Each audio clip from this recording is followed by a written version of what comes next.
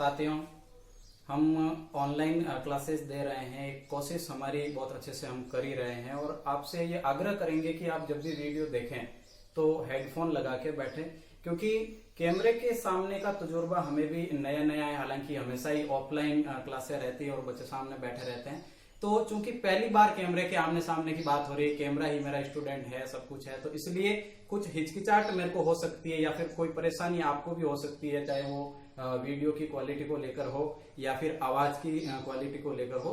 तो आप जो है उसे नजरअंदाज करेंगे और धीरे धीरे हम सारी कमियों को दूर करने की कोशिश कर ही रहे हैं। तो ये आपको करना है और पीडीएफ भी हम अवेलेबल करवा ही रहे हैं, फॉर्मूले सारे व्युत्पन्न करवाए जा रहे हैं। बिल्कुल एक ऑफलाइन क्लास में जिस तरह सिलेबस होता है, हम उससे भी ज्यादा करने की आपके लिए कोशिश कर रहे हैं। तो सपोर्ट कीजिए आप हम लोगों का। और चलिए शुरू करते हैं। Good morning student, mother's day की सबको शुभकामनाएं। कल हमने इसी चैप्टर में हमने उत्तर लेंस से हमने जो है अपवर्तन को सीखा है और आज हम कंटिन्यू करने जा रहे हैं अवतर लेंस। तो अवतर लेंस मैंने लिया है, यहाँ पे एक पृष्ठ लिया है और उस पृष्ठ के सामने मैं एक वस्तु को रख रहा हूँ, एक बिंब को रख रहा हूँ और वो है बिंदु O पे। ये आपका रहेगा बिंब। जरा ध्यान दीजिए कि एक जो किरण निकलेगी इससे वो यहाँ मुख्य अक्ष के रास्ते से होती हुई बिंदु P तक पहुंचेगी और जो किरण बिंदु P पर जाती है वो बिना विचलित हुए सीधी चली जाती है। तो ये किरण सीधी जा भी रही है, तो ये यहाँ पे स्थिति रहेगी। अच्छा, दूसरी प्रकाश की किरण जो यहाँ से निकलेगी, हम मानते हैं कि वो यहाँ आपतित होती है और इस बिंदु को हम आपतन बिंदु कहेंगे और नाम भी मैं दिला देता हूं इसका कि ये बिंदु आपका M है। दूसरे शब्दों में यूं कहे कि अगर इस आपतन बिंदु पे आपको अभिलंब चाहिए, क्योंकि हमने पहले पढ़ रखा है कि किसी सतह पर कोई किरण आपतित होती है इस तरीके से और सतह अगर पारदर्शी है तो वो किरण आर पार चली जाती है इस तरीके से। लेकिन एक हल्का सा मोड़ और है कि अगर मैं यहाँ पे अभिलंब डालूं, ये किरण हल्की सी अभिलंब की तरफ झुक जाती है और इसी घटना को हम वहां पे अपवर्तन कहते हैं। यानी प्रकाश की जो किरण है वो अपवर्तन के पश्चात, गुजरने के पश्चात वो हल्का सा यहाँ से झुकाव ले लेगी, अभिलंब की तरफ वो झुक जाएगी। तो यहाँ मैंने परपेंडिकुलर एक लाइन खींची है और जिसे हम अभिलंब कहेंगे और वो अभिलंब मेरे को अगर यहाँ चाहिए तो मैं क्या करूंगा, जरा वो बात सुनिए। ये जो वक्र पृष्ठ आप देख रहे हो, जो अवतल पृष्ठ है, इस पृष्ठ को यदि मैं गोल कर दूं, आगे बढ़ाऊं तो ऑटोमेटिक ये गोल हो ही जाएगा और जहां इसका केंद्र होगा, इस वृत्त का जहां केंद्र होगा उसे मैं वक्रता केंद्र C कहूंगा। ये भी बात हो गई। तो ये वक्रता केंद्र C है और ये आपके सामने यहाँ पे वृत्त है। अगर वृत्त के किसी भी हिस्से पर जैसे मेरा आपतन बिंदु फिलहाल देख रहे हो यहाँ है, तो किसी भी हिस्से पर यदि हमें अभिलंब खींचना है, परपेंडिकुलर अगर लाइन खींचनी है, तो हमेशा ही वो स्थिति रहेगी कि मैं यहां से यहां तक इसको मिला डालूं, जो केंद्र है वहां से मिला डालूं और ये लंब भी रहेगा। तो इस वृत्त का केंद्र मेरे को नजर आ रहा है, कहां पे है, वक्रता केंद्र C पे। मेरे को अभिलंब चाहिए आपतन बिंदु पे, तो मैं वक्रता केंद्र से होते हुए एक लाइन यहाँ पे खींचूंगा जो कि बिल्कुल सीधी भी होगी और लंबवत भी होगी, ये बात। और अब अपवर्तन में एक बार वापस हम चले तो हमें पता है कि जब भी अपवर्तन होता है तो किरण अभिलंब की तरफ झुकती है और सिचुएशन वही बनेगी कि ये अभिलंब की तरफ झुक जाएगी। कैसे? ये किरण को जाना इस दिशा में चाहिए था, अगर ये सीधी जाएगी तो ऐसे जाएगी ना, लेकिन अपवर्तन हुआ है, अब इसे अभिलंब की ओर झुकना पड़ेगा। आप देख रहे हो ये अभिलंब की तरफ झुकेगी, यानी किरण चली जाएगी इस तरीके से। ये असल में किरण होगी जिसे हम कहेंगे अपवर्तित किरण। तो स्थिति ये रही है। अब आप देख ही रहे हो कि किसी भी स्थिति में हमें इस वस्तु का, इस बिंब का इमेज बनाने के लिए, प्रतिबिंब बनाने के लिए ये चाहिए कि दोनों किरणें आपस में मिले, लेकिन यहाँ ऐसा कुछ भी नहीं हो रहा। दूसरी वाली जो किरण है वो ऊपर की दिशा में जा रही है और पहली वाली किरण हम यहाँ मान रहे हैं कि वो मुख्य अक्ष की दिशा से होती हुई लौट रही है। दोनों कहीं पे नहीं मिल रही है और जब नहीं मिलती है तो हमने सीखा है 10th क्लास में कि हम किरण को पीछे की तरफ बढ़ाते हैं, जाने की दिशा में। ये इस दिशा में जा रही है और जाने की दिशा में अगर मैं इसे पीछे की तरफ बढ़ाऊं तो ये मुख्य अक्ष पर, यानी दूसरी वाली किरण को यहां काटेगी और जहां ये काटती है वहां इसका इमेज बनता है, वहां इसका प्रतिबिंब बनता है और मैं कह देता हूं वो इमेज आई है। एक बार वापस से इसको समझो कि प्रकाश की किरण, चूंकि ये हवा है तो विरल माध्यम है और ये कांच है तो माध्यम कौन सा है, सघन है। और विरल से सघन में जब भी जाती है तो अभिलंब की तरफ झुक जाती है। मैं यहाँ पे एक वस्तु को मानता हूं, एक बिंब को मानता हूं जो O है, और यहां से निकलकर एक किरण सीधा यहां पहुंचती है, आपतित होती है, और इसे मैं आपतन बिंदु M कहता हूं। दूसरी बात, दूसरी वाली जो किरण निकलेगी वो मुख्य अक्ष की तरफ ये इस दिशा में चली जाएगी, जहां दोनों किरणें काटती है वहां प्रतिबिंब मिलता है, लेकिन नहीं काटती है तो हम यहाँ पे आभासी प्रतिबिंब प्राप्त करते हैं, और वो स्थिति बनती है कहां पर, I पर। यानी आपका जो प्रतिबिंब बना है वो प्रतिबिंब बन रहा है I पर। अच्छा, इसको हम आगे देखते हैं। अपवर्तन के केस में हमेशा ही ऐसा होता आया है, लेकिन अब आप जरा ध्यान दीजिए कि यहां अगर मैं स्नेल का नियम लागू करूं, जैसा कि कल हमने किया है स्नेल के नियम से, और स्नेल का नियम ये कहता है हमें कि साइन आई और साइन आर का अनुपात हमेशा ही एक अपवर्तनांक के बराबर होता है। साइन आई और साइन आर का मान जो है, उसका जो रेशियो है, जो अनुपात है, वो हमेशा ही अपवर्तनांक के बराबर होता है। हम मानते हैं कि पहले माध्यम का अपवर्तनांक n1 है और दूसरे माध्यम का n2 है, तो साइन आई और साइन आर का जो रेशियो होगा, जो अनुपात होगा, वो अपवर्तनांक दूसरा का पहले के सापेक्ष होगा, यानी n2:1। जैसे कि सघन में प्रकाश की किरण लौट रही है, तो सघन का जो अपवर्तनांक है वो विरल के सापेक्ष हमेशा ही मापा जाता है। इस बात को हम पिछले वीडियो में कर चुके हैं। तो यहाँ जो ये सिचुएशन बनेगी, जो साइन आई और साइन आर का जो रेशियो होगा वो n2:1 के बराबर होगा। अच्छा, दूसरी बात कि यहाँ जब ये किरण लौट रही है और ये अभिलंब की स्थिति आप यहाँ पे देख रहे हो, ये अभिलंब है। अच्छा, जाने वाली किरण, आपतन बिंदु पर जो भी किरण आ रही है, आपतित हो रही है, वो किरण अभिलंब के साथ जितना कोण बनाती है उसे हम हमेशा ही कोण I यानी कि आपतन कोण कहते हैं। कोण I यानी कौन सा कोण, आपतन कोण।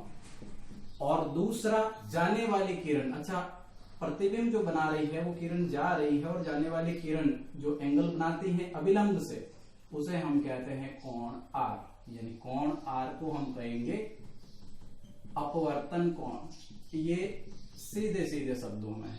अच्छा, दूसरा, मैं इस एंगल को अल्फा मानता हूं, इसको बीटा मानता हूं और इसको गामा मानता हूं। आप यहाँ पे ए बी सी भी मान सकते हैं। तो जैसा कि कल के डेरिवेशन में हमने किया है अल्फा बीटा गामा को लेकर, तो मैं कैलकुलेशन आसान करने के लिए अल्फा बीटा गामा ही मानूंगा।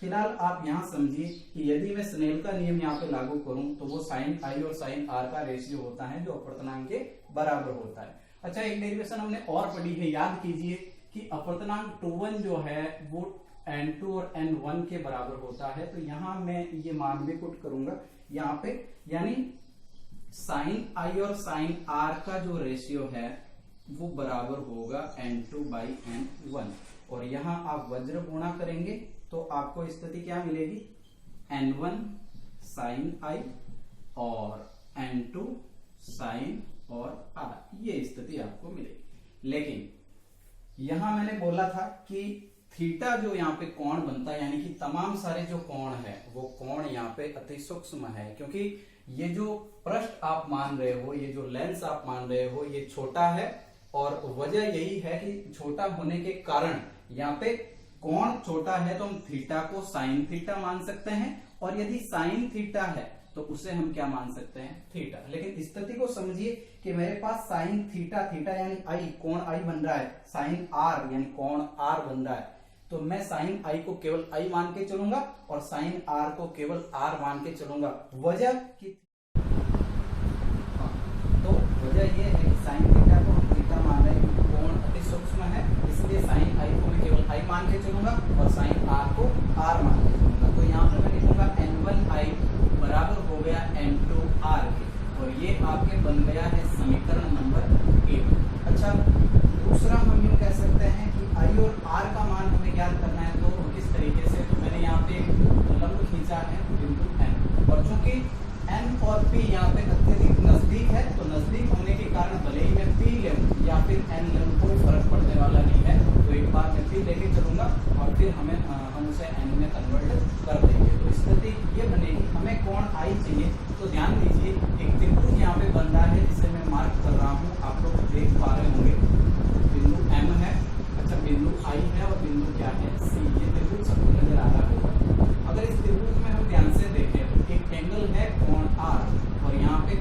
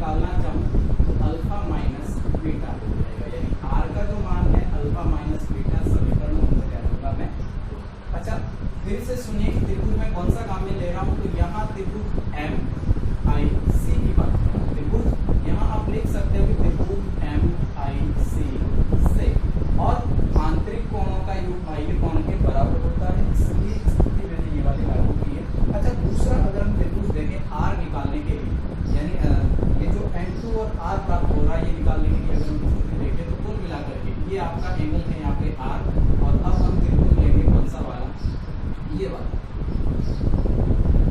यानी मैं बात कर रहा हूँ त्रिभुज ओ, यहाँ लिख देता हूँ त्रिभुज ओ सी और एम। अच्छा आप लोग इसे ढूंढ पा रहे होंगे कि ओ सी एम कहाँ है, ओ है, सी है और एम है।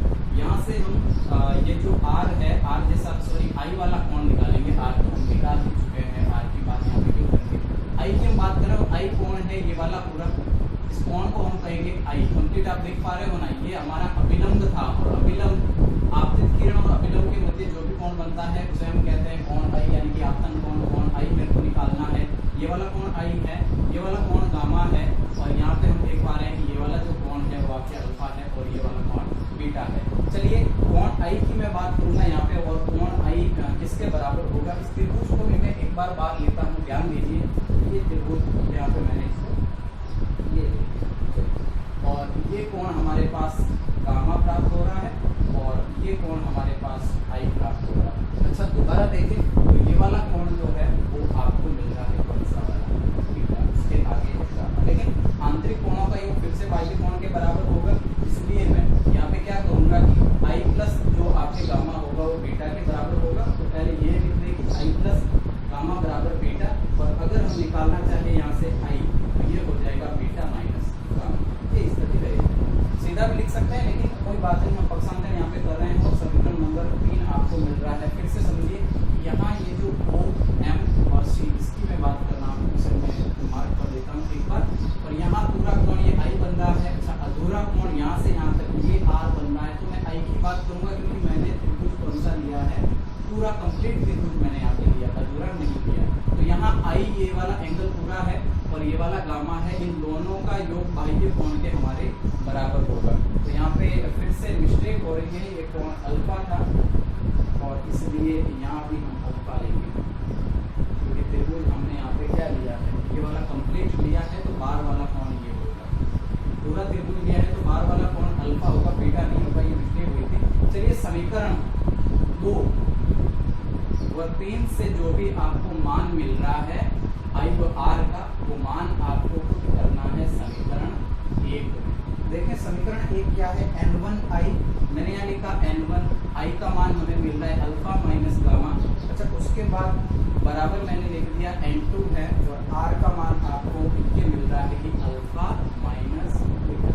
अंदर दोनों का जब गुणा होगा, इसका गुणा इससे और इसका गुणा इससे, तो आपको ये मिलेगा कि n1 अल्फा माइनस n1 ये हो जाएगा गामा। अच्छा आगे गुणा करें n2 का अंदर, तो n2 अल्फा हो जाएगा माइनस n2 हो जाएगा और वो बीटा। तो यहाँ पे हम इनको मल्टीपल कर रहे हैं। आगे देखते हैं, यहाँ पे अल्फा भी एक कोण है, अच्छा गामा भी एक कोण है, और बीटा, अल्फा बीटा और गामा हमें 3 कोण मिल रहे हैं, अल्फा भी कोण है, गामा भी कोण है और बीटा भी कोण है। और पहले की स्थिति अगर हम देखें तो कोणों को हमने अति सूक्ष्म मान लिया है, कोणों को छोटा मान लिया है। तो यदि कोण छोटे हैं तो क्या फर्क पड़ता है कि मैं थीटा को थीटा मानूं या फिर थीटा को tan थीटा मानूं। या त्रिभुजों की बात हो रही है तो मैं एक बार इसको क्या लेके चलूंगा, tan थीटा, क्योंकि थीटा अति सूक्ष्म है, तो फिर sin थीटा को थीटा लें या थीटा को tan थीटा लें तो उससे कोई फर्क पड़ने वाला नहीं है। तो मैं यहाँ पे अल्फा को tan अल्फा लेके चलूंगा, गामा को tan गामा लेके चलूंगा, और इस अल्फा को भी tan अल्फा और बीटा को भी tan बीटा। क्यों, रीजन क्या है, तो सुनिए यहाँ पर ये सारे के सारे मेरे को त्रिभुज प्राप्त हो रहे हैं, और जब भी tan थीटा मेरे को मिल जाएगा तो tan थीटा बराबर हो जाएगा लंब बटे आधार। सारे त्रिभुजों के लंब की कैलकुलेशन करके या आधार की कैलकुलेशन करके हम समीकरण को आगे बढ़ा सकते हैं। तो इसलिए हम यहाँ पे ये स्थिति करेंगे, n1 अल्फा है, लेकिन मैं यहाँ पे अल्फा को tan अल्फा कहूँगा, बीटा को tan बीटा कहूँगा, और गामा जो है उसे tan गामा। यानी ये सारे मान अब हमें पुट करने हैं। tan थीटा इसलिए लिया है कि यहाँ पे हमें कोण आसानी से प्राप्त हो जाए। तो ये आपकी समीकरण रही है, इसमें n1 अल्फा की जगह मैं लेता हूँ tan अल्फा, और बीच में आपका माइनस है तो ये हो जाएगा, और दूसरा है n1 गामा को मैं कहूँगा tan गामा, और उसके बाद बराबर। अच्छा n2 अल्फा है तो हो जाएगा n2 और tan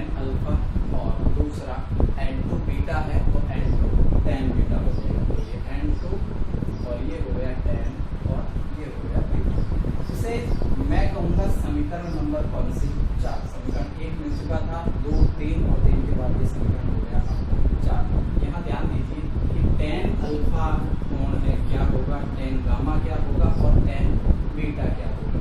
तो सबसे पहले मैं बात करूंगा tan अल्फा की। ध्यान दीजिए कि ये वाला कोण tan अल्फा या अल्फा है और ये बिंदु C है, बिंदु P या बिंदु N है और उसके बाद बिंदु यहाँ पे कौन सा प्राप्त हो रहा है आपको M। तो यहाँ पे ये जो त्रिभुज मेरे को मिल रहा है, इस त्रिभुज में ये थीटा अल्फा और अल्फा के सामने वाली जो भुजा होती है, अच्छा कोण के सामने वाली भुजा तो हमेशा ही लंब कहलाती है। तो लंब कौन सा हुआ जी, M और N हुआ। और उसके बाद अगर मैं आधार को देखूं तो C और N हुआ, लंब M और N हुआ, आधार C और N हुआ। तो यहाँ मैं इस त्रिभुज की बात करूंगा, त्रिभुज कौन सा वाला है, सर C M और N है। तो त्रिभुज C M N से अच्छा tan अल्फा बराबर क्या हो जाएगा, लंब बटे आधार, लंब कितना है जी M N है, तो ये हो गया M N बटे आधार को अगर देखें तो C और N, तो ये C और यानी tan अल्फा का मान मेरे को Mn/Cn प्राप्त हुआ है, ये पुट करेंगे। अच्छा दूसरा वाला त्रिभुज देखें जिसमें हमें मिल सकता है कोण बीटा। तो बीटा ये वाला कोण है त्रिभुज में, अब की बार ये लूंगा कौन सा वाला, MNI। तो त्रिभुज MNI से अगर हम tan बीटा को देखें तो थीटा के सामने वाली भुजा लंब हो जाएगी और tan थीटा बराबर हमेशा ही लंब बटे आधार होता है। तो लंब तो सेम का सेम है, कौन सा वाला, M और N बटे आधार। देखिए त्रिभुज ये कंप्लीट ले रहे हैं तो इसका मतलब आधार ये पूरा होगा, यानी N से लगाकर कहाँ तक होगा, I तक होगा। तो ये N से I ये मान मिला है मेरे को इसका tan बीटा का। ध्यान दीजिए tan अल्फा का मान ये प्राप्त हुआ है और tan बीटा का मान यहाँ से ये प्राप्त हुआ है। हम गामा की बात करेंगे तो गामा ये वाला कोण है और इसके सामने वाली भुजा, अच्छा ये जो तीन थीटा अल्फा बीटा गामा आपको नजर आ रहे हैं, तीनों के सामने वाली भुजा MNE, तो लंब तो MNE होने वाला है। तो यहाँ पे मैं ये लूंगा, पहले त्रिभुज का नाम लिख देता हूँ कि OMN, त्रिभुज OMN से कौन सा ज्ञात कर रहा हूँ, tan गामा ज्ञात कर रहा हूँ। tan गामा बराबर गामा के सामने वाली भुजा लंब यानी कि M और N बटे उसके बाद आधार ये कंप्लीट, अच्छा लंब ये हुआ तो इस बड़े वाले त्रिभुज के लिए आधार भी तो ये होगा, तो क्या होगा NO या ON ये मिल जाएगा। अब आप देख सकते हैं कि हमें tan अल्फा का मान मिल गया है, tan बीटा का मान मिल गया है और tan गामा का मान मिल गया है। इन तीनों मानों को हमें पुट करना होगा समीकरण 4 में और फिर जो समीकरण हमें मिलेगी उसे हम जाएंगे अपवर्तन की समीकरण। तो देखिए किस तरीके से यहाँ हम इसको आगे बढ़ाते हैं। समीकरण 4 में सारे मान मेरे को एक बार डालने हैं। ये लीजिए आपकी समीकरण नंबर 4, तो ये सारे मान मेरे को N1 की जगह तो N1 है, कोई बड़ी बात नहीं है। अच्छा tan अल्फा का मान मिल रहा है Mn/Cn, तो ये लिख दिया Mn/Cn, कोई बात नहीं, बीच में माइनस है। उसके बाद N1 tan गामा, तो ये N1 लिखा, tan गामा का मान मेरा मेरे पास Mn बटे NO, तो ये लिखा Mn बटे NO बराबर N2 tan अल्फा है, ये लिखा N2 tan अल्फा का मान फिर से Mn/Cn, ये हुआ। अच्छा माइनस है, फिर N2 के बाद हमें मिल रहा है यहाँ पे tan बीटा और tan बीटा का मान है Mn बटे Ni, तो यहाँ लिखूंगा M बटे Ni, ये हो जाएगा। तो नजर आ रहा होगा आपको, या फिर मैं यहाँ लिख देता हूँ Mn बटे Ni जैसा मान यहाँ हो गया।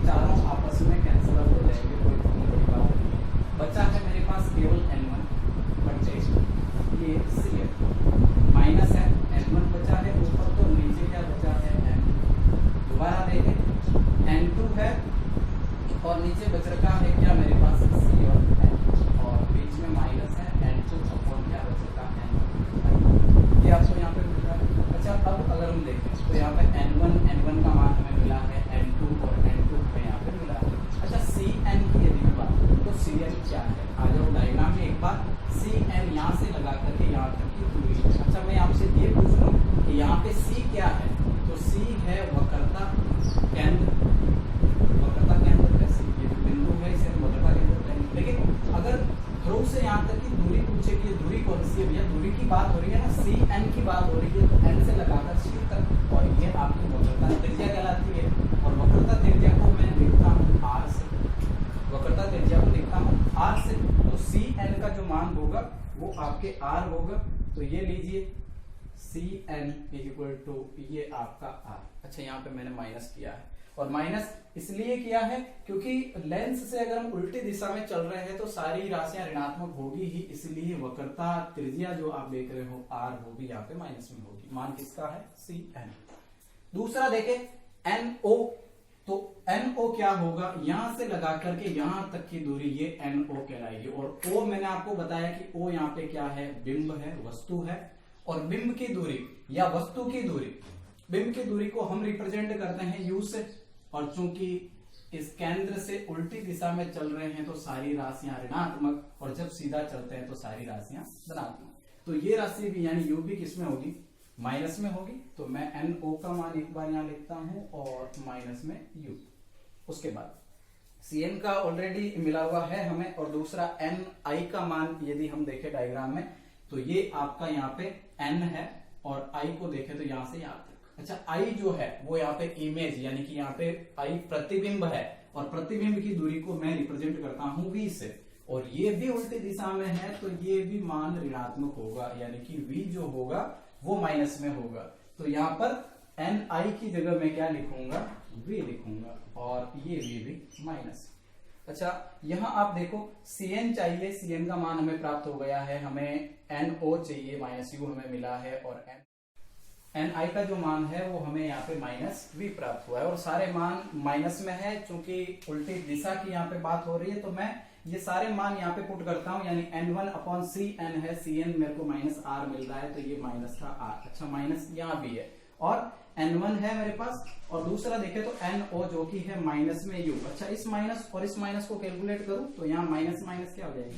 प्लस हो जाएगा। आगे बढ़े, बराबर है n2 बाई यहाँ पे सी एन है, और सी एन माइनस में क्या है? आर। और उसके बाद ये माइनस n2 अपॉन एन आई मेरे पास माइनस का v है, तो मैं यहाँ n2 बट्टे माइनस का v रखने के बजाय मैं यहाँ क्या कर दूंगा? Minus minus plus. तो ये स्थिति हो गई।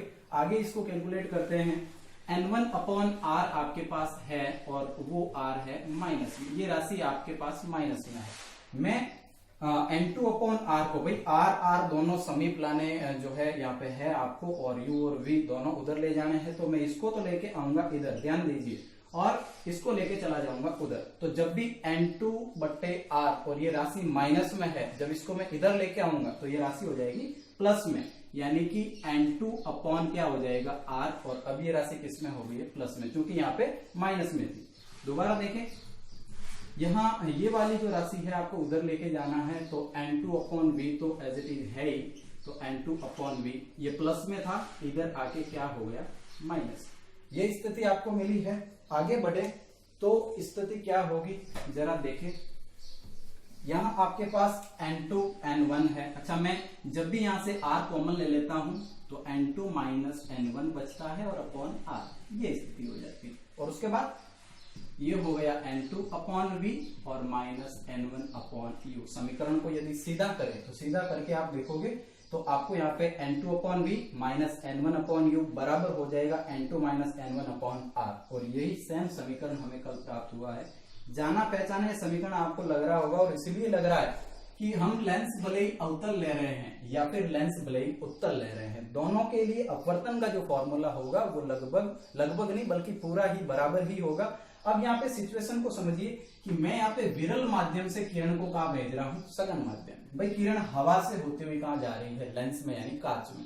तो जब भी विरल से सघन में जाती है तो फॉर्मूला हम ये काम में लेंगे, और यदि उल्टा हुआ कि किरण विरल से सघन में नहीं बल्कि सघन से विरल में चली गई तो क्या होगा? देखिए जरा इसको भी, आपको करना कुछ यूं है। भाई फाइनली आपको समीकरण ये मिला है, मैं इसको सीधा लिख दूं, n2 बाई वी है, दोनों के लिए भले वो अवतल हो या फिर उत्तल हो, n1 अपॉन यू है, और n2 minus n1 by r है। ये समीकरण आपको मिला है। और किसके लिए मिला है? जब किरण कहां से कहां जा रही हो? जब किरण जा रही हो विरल माध्यम से सघन से। माध्यम कौन सा है? विरल और विरल से कहा जा रही है सघन माध्यम, तो ये अपवर्तन के लिए फॉर्मूला काम में लोगे। दोबारा से, अगर मान लो किरण सघन से यानी कांच से निकलती हुई माध्यम हवा यानी कि विरल माध्यम में जा रही है, तो वहां आप काम में कौन सा फॉर्मूला लोगे, जहां N2 है इस समीकरण में, जहां N2 है वहां आपको N1 रखना है, और जहां N1 है वहां आपको N2 रखना है। बात सीधी सी है कि N1 upon V minus N1 की जगह N2 ले लेता हूं, N2 अपॉन U बराबर यहाँ N2 माइनस N1, उल्टा करेंगे तो N1 माइनस N2, तो N1 minus N2 by R। अगर सघन से विरल में किरण जा रही है तो ये समीकरण आपको वहां पे लिखना होगा अपवर्तन के फॉर्मूले के लिए। इन सारे फॉर्मूलों पे जो आधारित आंकिक प्रश्न है वो हम करेंगे, और ये सारा का सारा जो पीडीएफ है वो आपको वीडियो के डिस्क्रिप्शन में एक लिंक मिलेगा, वहां से आपको प्राप्त हो जाएगा। और उम्मीद करेंगे कि ये वीडियो आपको पूरा समझ में आया होगा। धन्यवाद।